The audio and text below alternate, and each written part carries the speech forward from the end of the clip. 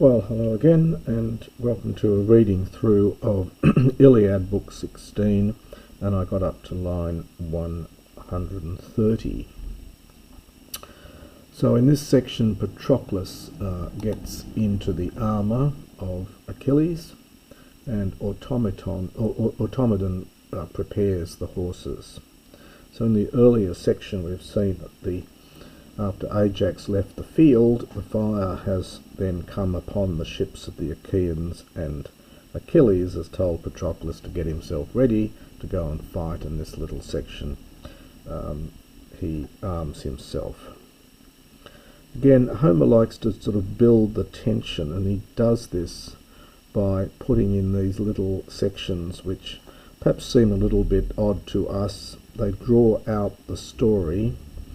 We've just finished with the ships being suddenly set on fire, and then we have this quite longer section here simply describing how Patroklos gets himself ready for battle. So he begins hos phato, and thus he spoke, and Patroklos, korusate is middle, it's an imperfect middle, probably inceptive, so he began to arm himself. Neurops, funny adjective, it's pretty uncommon. It means gleaming or flashing with the flasher. So he began to arm himself with the flashing bronze. Now we get a men that probably have to go down a bit to get a det, and it's probably not really connected with that then. So prota, probably first of all. Peri goes with the etheka. He placed these are greaves, these are leg protections around his legs. This is the upper part of the leg, I think. So first of all, he placed greaves around his legs, beautiful ones, and they were arawias. This is a perfect participle. It's feminine, agreeing with the kinemis. It's from ararisco, so it's a perfect participle from ararisco, having been fitted with silver episphereois. These are leg guards, epispherea, neuter plural. So fitted with silver leg guards, probably more for show rather than for protection. Deuteron. So we've had proto, now we get another adverbial, and secondly, moreover, edune, again peri plus we've had a variation here. We had peri plus tithemi, we get peri plus duno, and he put on the breastplate around his breast, a breastplate which is poikilon. Well, very difficult word to translate, very lovely word, but cleverly wrought, or perhaps just intricate.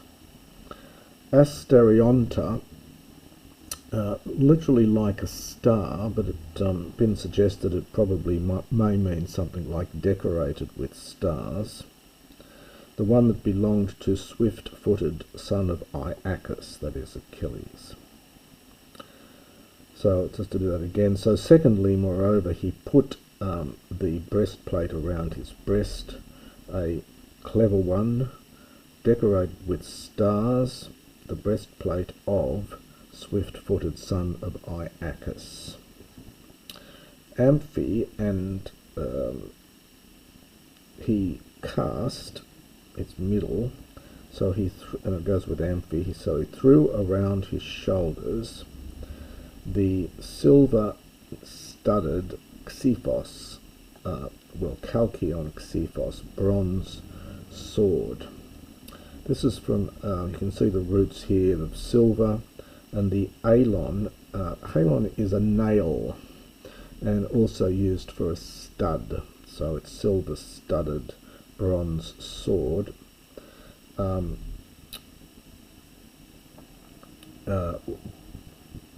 Well, we get alter epata, and then we get but then afterwards his shield, his sakos, which is both great and strong. Karate on his head, so he placed a well-made corneane helmet upon his valiant head, Iphthimos, Krati dative here, upon his head, and the helmet was hippuron. This means it had a horse-haired plume, and the lophos, this is the plume, kathhuperthen, from the top it nodded literally terribly. So the vision is that as he moves his head, this plume from the top bends down or shakes in a terrifying way.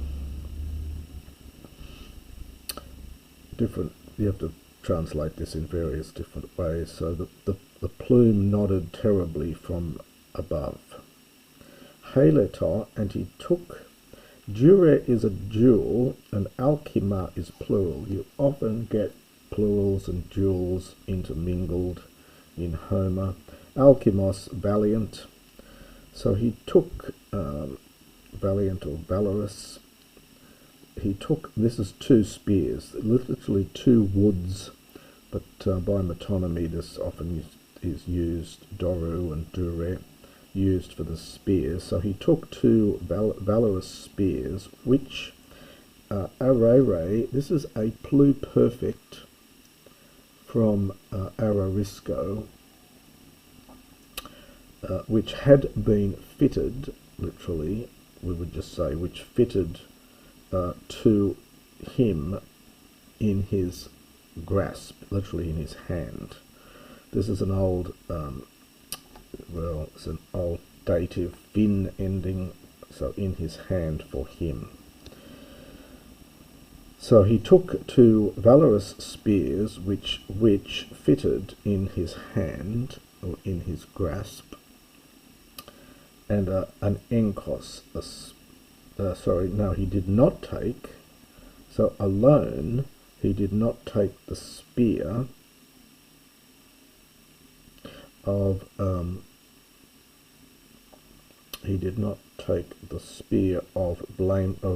noble son of Aiakos. So this is, the one thing he did not take was this spear that belonged to Achilles. This is important. It does read, this mention of this spear comes up again much later in, I think it's book 22, with the death of Hector. Now we get this lovely rising tricholon here. It was heavy, huge and strong. Greek loves things, Indo-European love things in threes. So we get a lovely, what's called a tricholon here, a tricolon. Tomen u dunat alos Achaion, which no other of the Achaeans was able. Palain is, that we've had it before, it means to brandish. Brandish is not a word we use very often. It simply means to shake it around menacingly, I think is the sense of brandish or palain here.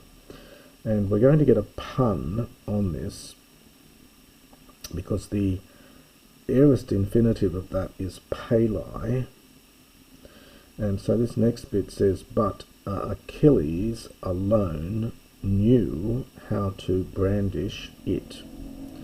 And now we get a sort of a linguistic pun here which Homer plays on, because the name of this is it's called the Pelion, and we get a pun on the name Pelion with palai.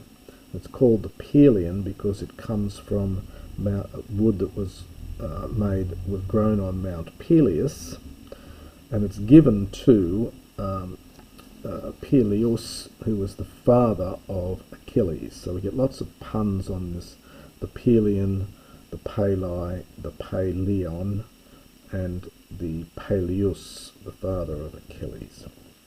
So just to translate this here again, so which no other of the Achaeans was able to brandish. but Achilles alone knew how to brandish it. The Pelion, I think with a capital Pi, which was ashen, made of ash wood, which Chiron had provided to his, or given, again from Poro, to his dear father, that is Achilles' dear father, Peleus, from Mount Pelion, which was to be, an infinitive from like Ani, to be phonon. Well, murder, a murderous thing, so a source of death for hero to heroes. So in other words, it was a pretty deadly object. Now the second part of this little digression here is about Automedon getting the horses ready, and we get a bit of information about the horses. So anoge, from anoga, perfect in form, present in meaning. So he bid Automedon swiftly to yoke, that's an infinitive here from Sugnumi, to yoke the horses. Automedon, whom he, this is Patroklos, honoured most of all after Achilles, the breaker of men. The rakes here is from regnumi, to break, and the anor from anor, or aner, a man. So man breaking Achilles. So to do that again quickly, so he gave orders to Automedon to quickly yoke the horses, Automedon whom he, Patroklos, honoured most of all after man breaking Achilles, and he was, eske, it's the iterative from Amy, he was most faithful, hoi, to him, that is Patroklos, in battle, Mani homoclane, literally to wait for the call. The charioteer is supposed to stand by the chariot. The hero goes into battle on the chariot, gets off the chariot, goes and fights, and then at the appropriate time yells out to the charioteer, bring the chariot over here so I can get back on and get out of the battle. And so you had to have someone who wasn't going to go off without you. And so hence he was most faithful to him in battle, for the waiting for the call, to wait for the call. And Automedon, so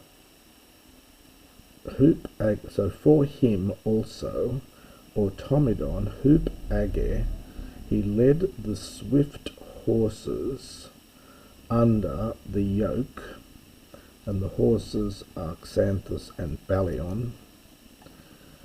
The two of them, there's a duel at the same time, another duel from Petanumi. The two of them used to fly along with the winds. In other words, they moved very quickly. They whom the harpy Podarge, this is a woman's name, and of course her name has also to do with feet and swiftness and so on. So the harpy Podarge bore them to the wind Zephyrus, to the Zephyr wind. So it was a local belief that horses impregnated by the wind ran faster, so these are divine horses. And as she was grazing in the meadow beside the stream of ocean. Now this next line is very puzzling, and I'll leave the commentators to discuss it further, but this very strange word here, it refers to the sort of side harness, or the trace, what's known as the trace horse, or the side trace. One of these traces are often used to assist the other horses, to give them extra strength, This is the only mention of a third trace horse in the Iliad, and the purpose of it's obscure. I leave the commentators to sort it out there. I'll just translate what's here. And Hiae, from Hiaene, he sent forth Pedasus, a noble Pedasus, among the side trace. So in the side trace he sent noble Pedasus, whom once Achilles led, having taken it, well, it's from the city, I think, having taken it from the city of Aiakos. We hear of him mentioned many times. This place that they sacked. So having taken... Oh, no, sorry, no, I've got it not quite right. So having taken the city of Aiakos, once Achilles led it. This is Pedasus. So Achilles brought it, having taken the city of Aiakos at one time. And he, this Pedasus, this horse, although being mortal, hepeth from its hepet from hepamai, it followed along these immortal horses. The hepeth could mean kept up with, perhaps. It means followed, but might be keep pace with, perhaps. It's literally followed.